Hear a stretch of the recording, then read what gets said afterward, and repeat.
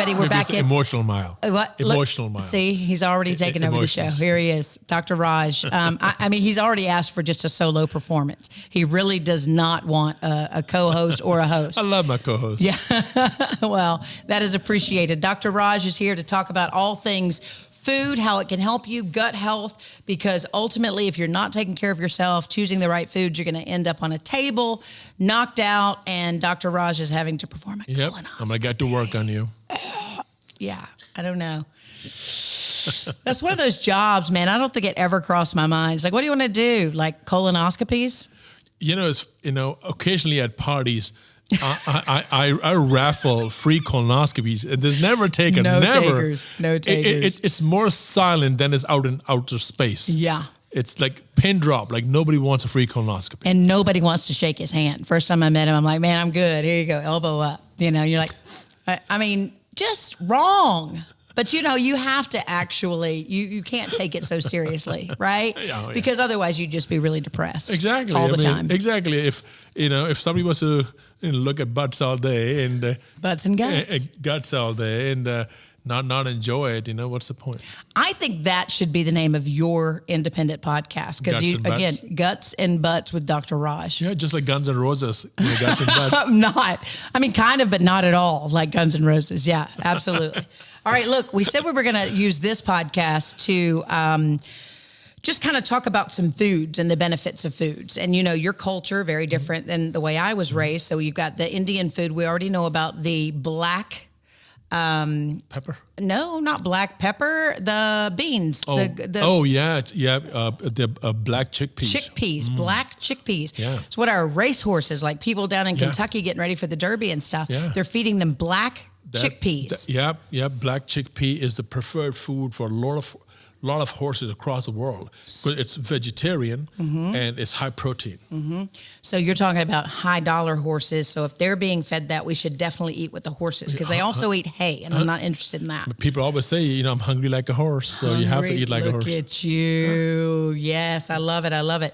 Okay, some other things that I want to talk about that I've been on this kick. Ginger. Oh, I love ginger. Oh, but it looks gnarly. It's the root. And people are like, well, what do I do with it? I can cut it up, blend it, boil it. How do you recommend to eat? Because I've never been one that will eat it at the sushi restaurant, though. I just leave that, though, because I don't love that. Yep. The ginger is pungent because it has sulfur in it, and sulfur hits you, but sulfur is also antiseptic. Ginger is good for your joints, takes away inflammation. Yes. It's anti-nausea. Yes. During cold winter, it'll cause vasodilation. It will keep your fingers warm. So if somebody's having, Raynaud's disease where your fingers are like really, really cold all the time, your toes are cold all the time, just put ginger in tea or warm milk with some sweetener like honey in it. So get the ground ginger? Yes, you can ground it. I mean, there's two ways to do it. You can get ground ginger, powdered dry, boil that with milk of some kind, whatever you like, and then when it's hot or, warm, then you can add honey to it. Okay. Stir it, and you can drink that. Wonderful. Or you can put a ginger slice, cut the tuber, the root, put a slice, put that in the milk, boil it, and after 5 or 10 minutes on medium speed, you can filter it, put some honey in it, or agave if you like agave, or raw sugar, right? The brown sugar, and you can drink that way. So should you ever just grind it all up and drink it or consume it in a smoothie, or is that not recommended because maybe the husk or whatever it's called, the peeling or... Yeah, it may get stuck in the throat. Yeah, if you just drink it with water, because it is sticky, it may get stuck in the throat and you'll be coughing. Okay. So you want to filter it for sure, because you want the filtrate.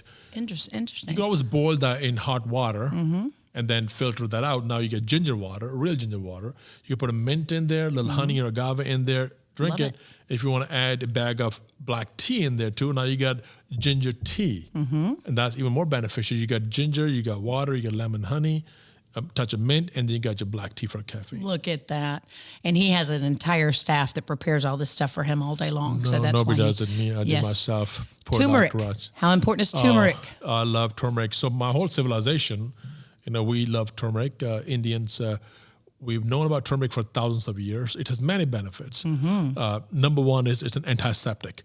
So people who are suffering with acne, they can actually put turmeric on their face. So what you do is you take some fresh turmeric, put some water in it, or rose water, put on the acne or the What? lesion, and then it'll leave that there for a few hours, wash it off, do it for a few days, and that should kill the acne because it kills bacteria. In our culture, we even put on a wound too. If you get a scrape or something, we just put turmeric on the wound, and it heals it. It takes away inflammation, kills the bacteria.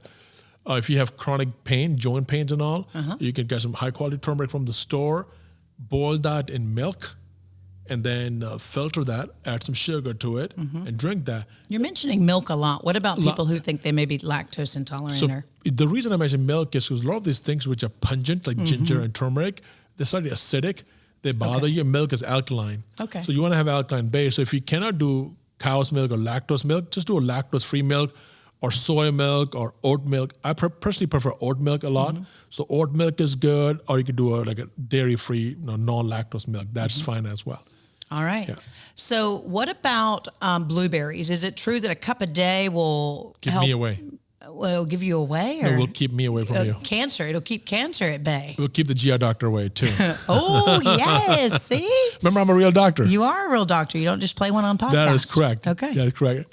Blueberries. Yeah. So blueberries are full in polyphenols, and they also have a lot of antioxidants in them. And polyphenols, along with the antioxidants, they also have something called glutathione. Glutathione. It's the most powerful antioxidant known to mankind. It quenches free radicals from your body. Free radicals cause DNA mutations. They cause cancer. They cause inflammation. So blueberries help with that. Awesome. So if you eat a handful of blueberries every day, it's amazing for your health. I love that. Make sure you wash them. Make sure you wash them. Absolutely. Okay, so we were talking earlier about nuts, cashews, almonds, things like that. Is that just to keep you full? Or I know some people who, if you have some digestive problems, nuts can, and people may be wondering, what does this have to do with business? Listen, if your gut health ain't good, you ain't good and you ain't successful. So you got to feel good. That's why we're offering you these suggestions. Absolutely. Any business owner, no matter who you are, if you are in the bathroom all the time because you're constipated, you can't take business phone calls from the toilet. They'll see on your face. Or they may hear in your voice. Oh, you never know what the gut doc's going to say there. Guts and butts. Okay, for sure. So yeah. So what about, is that what you recommend for a snack, or is there really there's something better? Absolutely. A nice combination is nuts with blueberries. Because blueberry brings you the moisture, the polyphenols, and sweet, and the nuts are dry, so it'll compensate for that.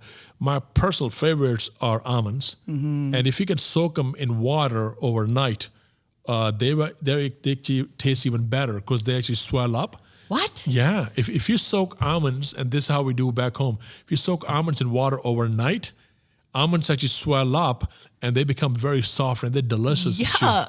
I know. Really? Yeah. My dad does it all the time. I got to try that. Oh, it's amazing. Now I'm curious. And the skin peels off too. Now it's like when the skin peels off, now you just get the inside white part of the nut. Do you just grind it up and then drink it then? No, or you just just eat it. pick it up? Just and chew it's it. Okay, and it's softer. So Weird. for people who have weak teeth, Right. it's easy for them to chew. And that's a real thing. Yeah. Okay. So I personally like almonds. Cashews are good too. Cashews have a lot of fat in them. So, they're good for winter months. I mean, it's a good source of energy because fat is good energy. Okay. And then, of course, Brazil nuts have a lot of selenium in them. Selenium is good for your nerves, your brain, and your heart. Right. So all nuts have, fiber, they got protein, fat, and then minerals in them too, zinc, etc.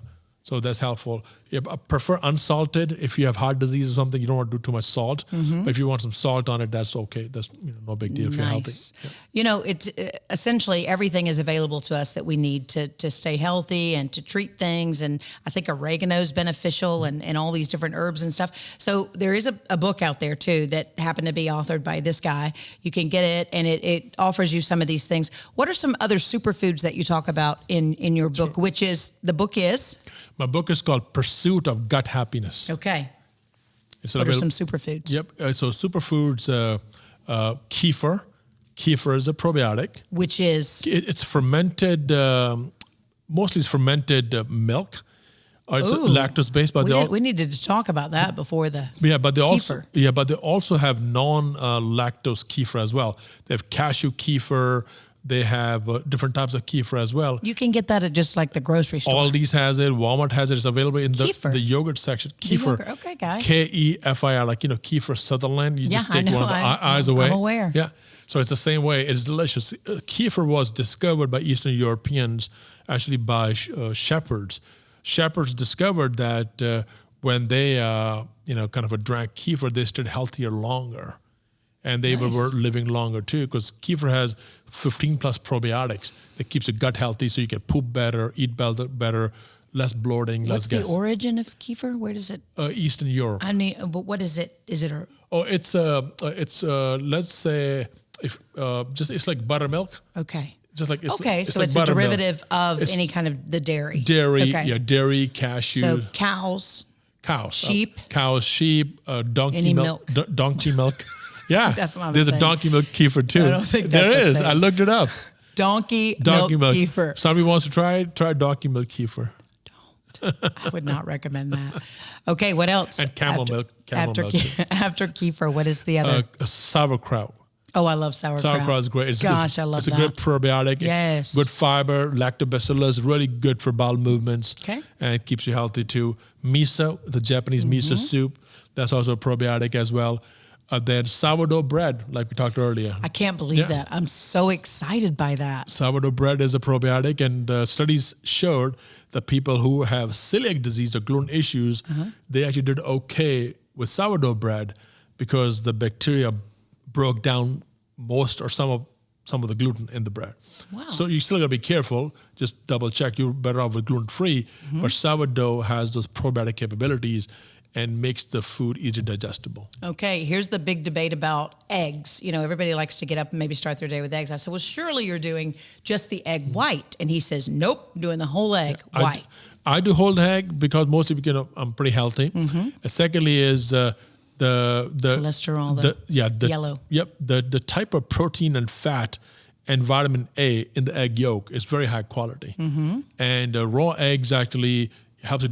I'm not drinking or eating raw eggs.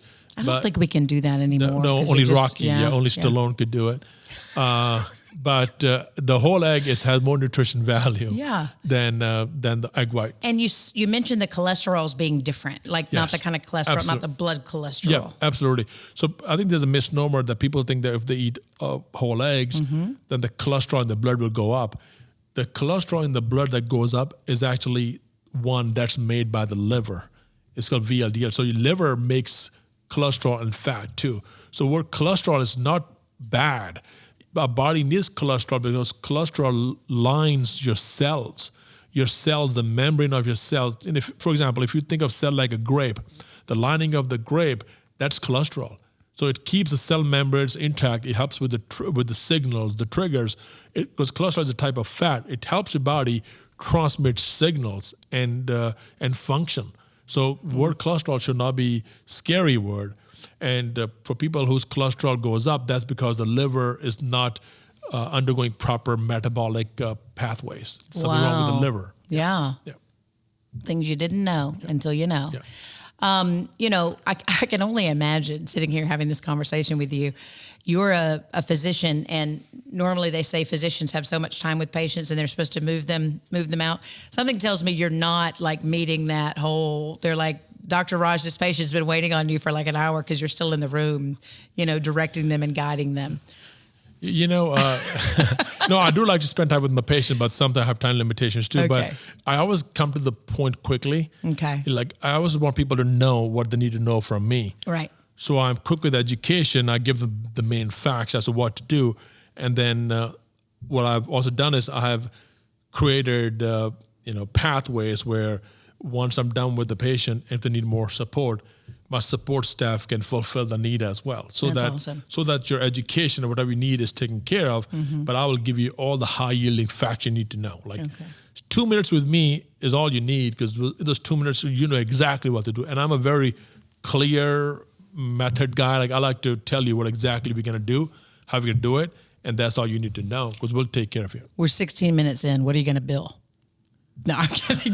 Don't answer Cash or gold. Don't answer that. Okay. Are there any other foods that we need to note that are just too important not to include in this podcast? Oh, absolutely. And if I was to just pick one food on this earth or Wow. one fruit and drop everything else, that would be a pomegranate.